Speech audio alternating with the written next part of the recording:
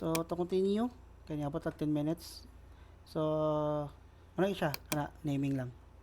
So balik na naman tayo store. So we will create the method store sa sulod sa tong student controller. So public function store. Ana. Then syempre diri sa tong create, once i-submit na to, once i-click na to ning save, madto man siya sa /students, di ba? Di ba na siya yung mga value? Na siya yung mga value. Ang holder niya is ang name. Dahil ilang mga variable name. So unsa man ako na pagdawat dito sa store. Fire na ko sa save nga button. Yan ang i-fire ning post. Then iyang bisitahon ang store. Pag visit niya sa store, unsa man ako paglabay diri sa mga data. So na siya parameter diri nga gitawag nga request. Then ako na lang pong variablean og kamo sa i-variable ninyo. Ang variable na akong gamiton is request lang sa variable ni siya. So whatever variable name yung gusto, kamo na ibala. So para i-test lang nako if naka-travel ba ang payload padulong din sa akong store, ako lang sang i-return ang request nako. So meaning unsay mga data nga mahawiran ni request or unsa tong mga data nga nin travel, pag click nako sa save ning travel siya padung sa post students, then ning adto siya sa store nga method, iyahang i-execute ni return request. So iyang i-display. So ato try load page ako 1 2 3 4 De La Cruz 1 let's say Tangub City. Click na akong enter save. So wala yung hitebo kaya nga atong natay kulang sa atong form action student method is equal to post. So wala ning fire. Dara type dapat submit na siya. Wala ning fire ng action. So load page ako. So 1 2 3 4 De La Cruz, first name 1, and then address na to is for example Tangub City lang sa permitan. Click na to save, load na siya. Then nag-page expired siya. Kay si Laravel, once mo gamit ka og post method, na siya token nga yang gi-expect nga dapat madawat, which is wala ang token diri. So protection na siya para sa mga attack sa mga hacker. Nga na. So butan to at CSRF kana siya. Inyo na siyang i-add.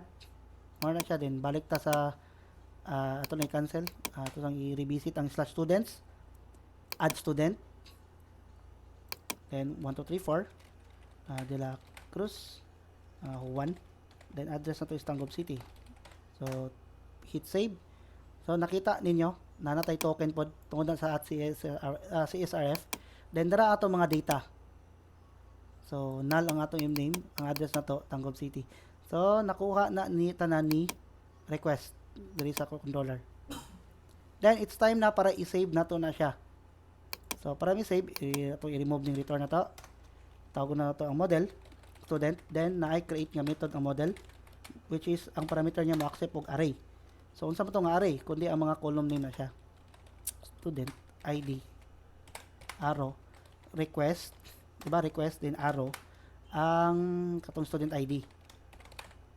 Diba yung kung niyo mas nindot siya iparehan na lang po yung column name sa database para dili na lisod inig setup niyo, pwede ra copy paste lang nalay kama, then control D lang mo para ma-highlight ang next same text niya, then pwede niyo na name. So di ba dahil kayo control D F name, control D M name, copy paste, na double ang copy paste,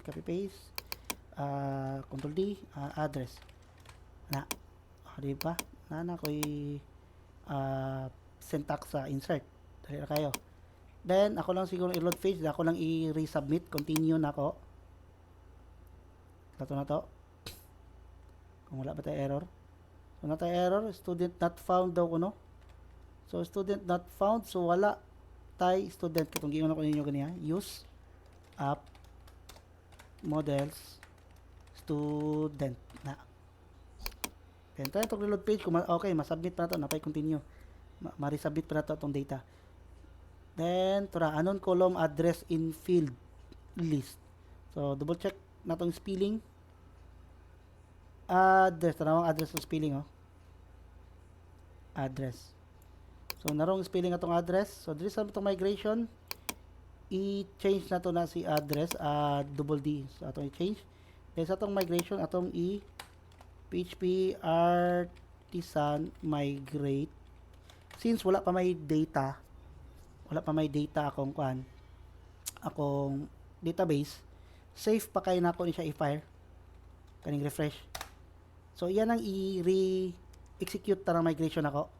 Then double check na to, describe students, o correct na ba? So correct na ang spelling sa tong address. So try na to, reload page na to na, continue.